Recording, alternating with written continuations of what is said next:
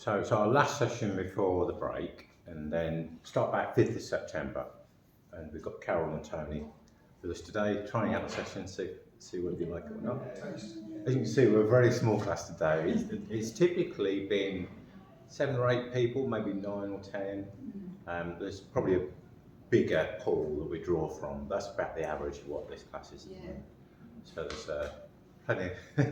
It's a nice small class.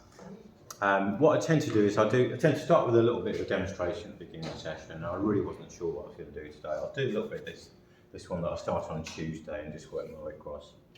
I tend to film the demos and then I'll share them on YouTube. So I think if I haven't got your email addresses already, if you're happy with me taking them, I can then put you on the email list and then you get a copy of this, or you can get access to this. It's open to the public anyway, so if you just look at my name and my channel, YouTube channel, that'll all be on there. I've also brought in paintings that I did last week. So on my trip to Stoke, I did quite a few different paintings. So these are some of the, they're all, so the better ones are over there. So this sort of thing I did last week. We had a trip with the painting group that I paint, one of the painting groups up from in London. We all had a painting holiday in Stoke last week. Water's amazing. Yeah. It needs, this one needs a little bit more work on the reflection and a bit of work in the sky. The buildings I'm pretty happy with. I think the barge is all right. But, this took me, narrowboat, yeah, it took me all day, this one, and then it's time to pack up sort of thing. So, but it was really nice because we had access to some of these potteries and some like working potteries, some of them museums. And yeah, we had some really good places Quite nice to buildings, aren't they? Yeah, they're quite lovely sort of old buildings. This one is the one where if anybody's watched the Great Pottery Throwdown, they film it at this place, Gladstone Pottery. So it was a great place and we had access to the whole building. I think they just had a few school parties around that day, but other than that, we could just, it was closed to the public, so it was really privileged to have access to paint there. So yeah, it's a really good trip. So yeah, if you want to look at any videos, they're over here. Trying to think what else to tell you. So we've got Lee Art Trail, or I am in Lee Art Trail, and that's the 6th to the 14th of July. So my work will be on show in Millie's Deli in Lee Road. So they open Tuesday to Saturday. Yep. So I'll be there the 2 Saturdays. So if you fancy seeing the sort of work, more of my work, that'll be up there. Is it like lots of people? That's all your work in? Yeah, Millie's Deli will just be me. That's great. And really, so the way the trail works, if you take one of these maps, you've got a map of all the artists where they are. So there's some down here like Richard and in the pottery here. There might be some in the marina, and then all the way from the Broadway down Lee Road. And I'm right at the end somewhere. I think I'm on venue 3 here. But yeah, it's great. There's I think there may be about 50 of us, and yeah, so we've got that coming up. So if anybody wants to have a look at that, as I say, I'll be there the 2 Saturdays. Yeah, I may well organise one or maybe 2 sessions painting outdoors in the summer if anybody's interested. So if I do, I'll mail out. Yeah, I'll send an email out. The other thing is Southend. There's a group called Southend Plein Air, which just started. We've done 3 sessions. So the last one was on Sunday, and Naomi, who's not here today, she came along to that one. But I think the next one is the 14th, Sunday the 14th. So again, I can send the details of that out. I think we're going to paint at Priory Park. So it's usually about 11 o'clock on a Sunday. We do like an hour and a half, so it's really nice. Just bring anything along and sketch, paint, whatever you want to do. So again, it's a new group. We started it. We've done 3 sessions. I think the first one was just me and chap Steve who organised it. Turned up. Now we've had about 10 people. But they're really, if you're around and fancy giving it a go, it's quite nice to paint with other people, really. So I think that's most of the. I'm hoping these paints are still wet from the other day. Put them out. So these are what I'm using is oils, and these are water soluble, water mixable oils. And I tend to use these, particularly for teaching, just because it's so quick to clean up. When I paint outdoors, I tend to use the traditional oils. which is what Izzy is using, just ordinary oils, which you need like solvents to thin the paint with, as we have over there. And Jan as well, yeah, Jan and Lucy are both using ordinary oils, and traditional oils. Yeah. But for these can be quite nice if you don't want to bother with solvents. These can be quite nice to use. And I've got a set here. If you wanted to try them, I've got one of my students donated this set to me. So I've got my own paints there, but these are a lot nicer because they're a bit newer and the tubes aren't all sticky and manky. So I feel embarrassed lending my own paints, but these are quite nice.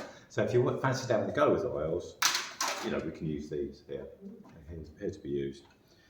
So they're nice to use. What I tend to do is I tend to do some sort of drawing out first. If it's a really simple subject, I might just go straight in with paint and just paint it in. But more often than not, I'll either draw out with something like a pastel pencil. So this is charcoal pencil, so you could draw something in. So say there's another cow kind of here. You know, that can work quite nicely. The nice thing about the charcoal or the pastel is it's very easy to just rub it out and adjust it and move it around. So that's one of the ways to work. I don't usually use ordinary pencils, but somebody I quite admire, I went on one of his workshops and he was just using an ordinary pencil. So I've tried that a little bit and it is quite good.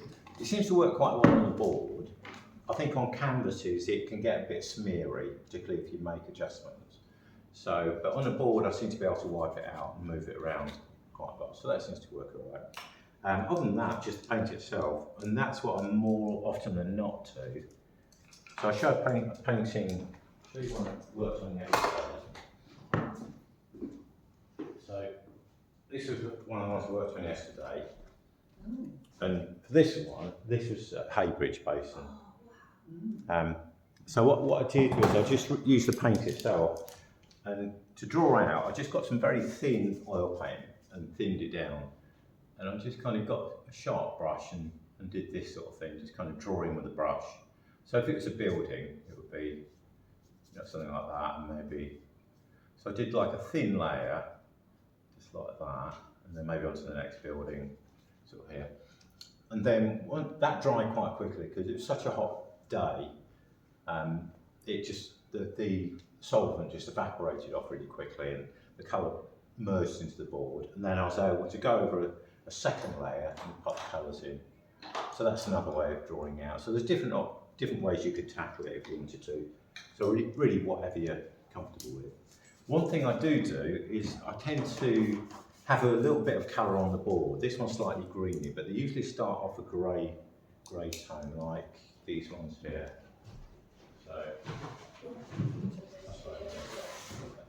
So I quite like working on a tone surface, and particularly painting outside, it can be a bit blinding if you're working on white. Obviously it's great for watercolours because you've got all those white glowing through, but for oils I find this tone works quite nicely. And it also helps me to judge the tone values, the lights and darks. Because I'm either going darker than the board or lighter than the board, so it just helps to have a kind of average tone board. So just like a little bit of acrylic mixed in with a bit of primer is a nice way of just getting a tone board. Or you could just use a bit of thin oil paint if you've got anything left at the end of the session. Is that what you've used on these, primer? Yeah, I use it's called gesso primer. Gesso primer with acrylic? Yeah, well gesso primer is an acrylic primer. And is that what makes it slightly thicker? It's slightly toothy, it sort of holds the paint bit. I like that a lot because it gives really good texture when you use dry paint. Yeah. I prefer it to smooth. Yeah, well this is it, you don't want it too smooth because the paint just skids off. Yeah.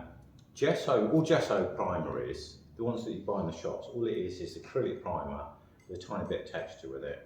So you could put, I mean if you've got acrylic primer, you could just put a bit of polyfiller or something powdery in to give it a little bit of tooth. So sometimes I've done that for demos and things like that. But the things I'm selling, I need to make sure the paint's not going to fall off. But that's what I use.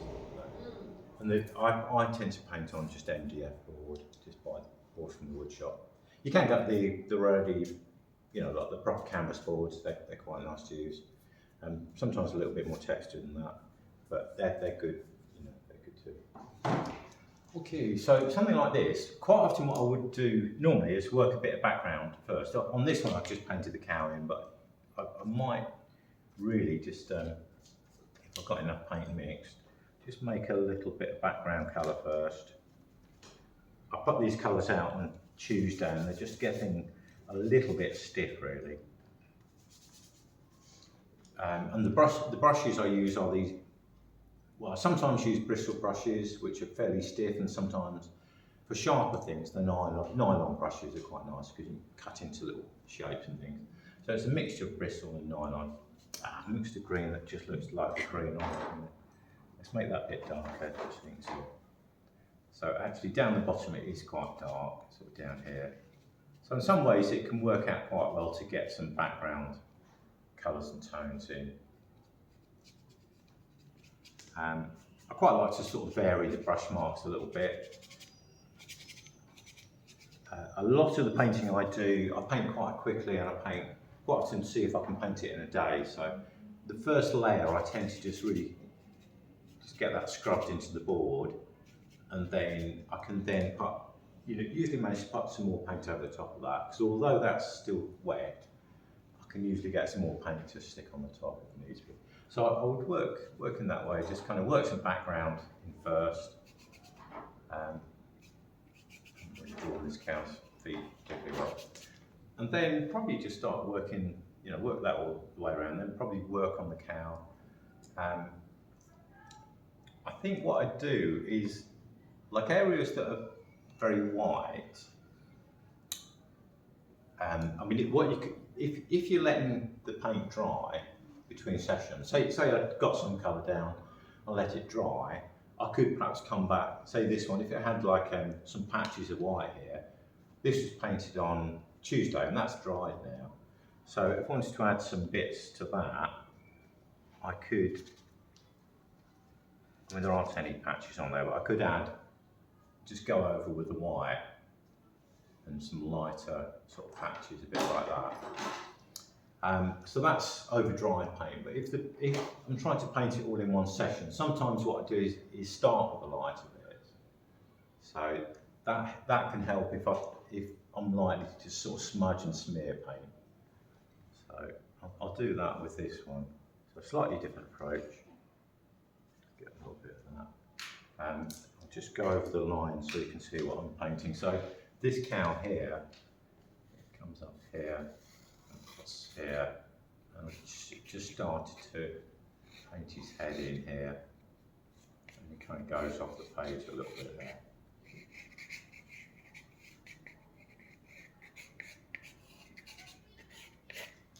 Something like that.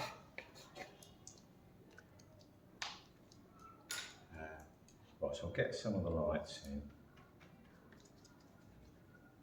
So it's a little bit lighter here.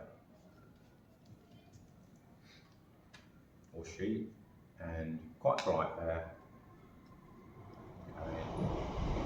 And as we come round her back, there's a little bit of shadow there, so I'm just going to add a little bit of a slightly lilac-y colour just to pop that into shadow. Just a little bit of a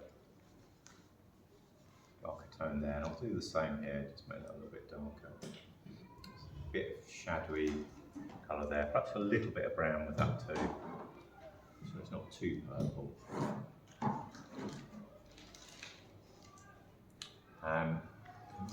Some lights here, and then I'll go in with the darks.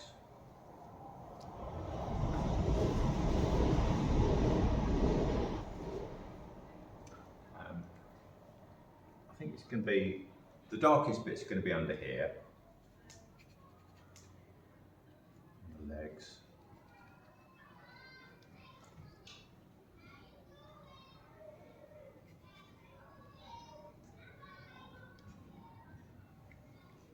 And what I tend to do is try and use as big a brush as I can, and that way I think it keeps the paintwork a bit more lively. And then as I come down to all the details, I'll go to a smaller brush. It's got quite a dark head and face.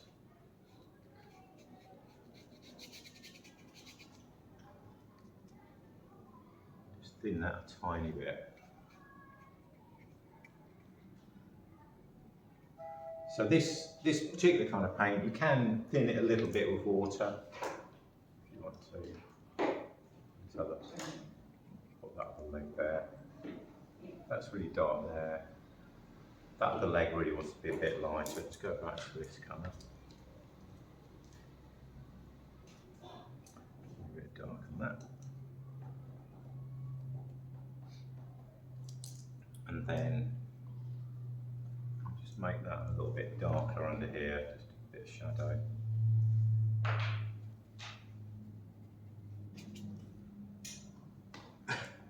And then just around here, sort of, it's black, but it's reflecting quite a bit of light.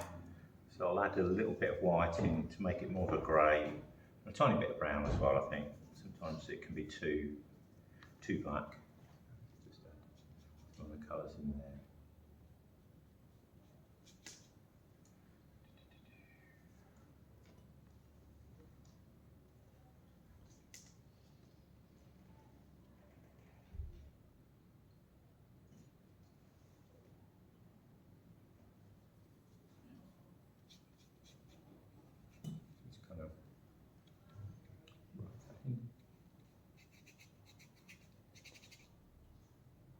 Bit darker there, but not too dark. And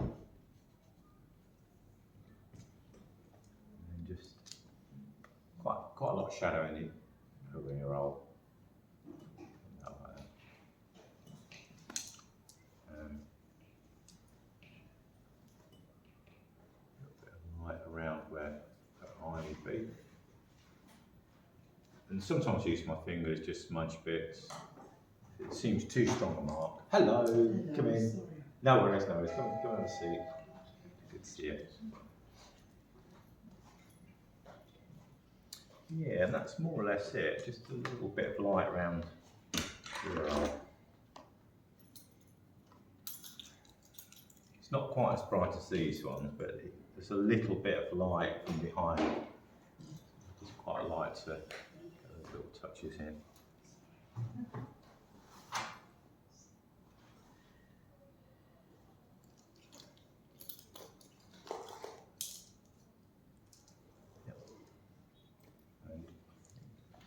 Is that enough? Stop there. Yeah. So, yeah, a little bit of water mixed with oils. Any questions?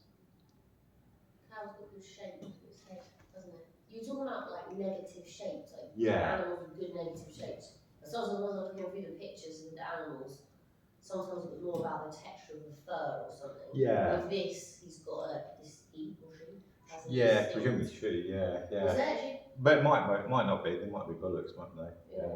But it's good distinctive outer shape. Yeah. Yeah. I took, yeah, this photo I took, this house that my dad used to have that was my grandma's, and these were like over the fence really.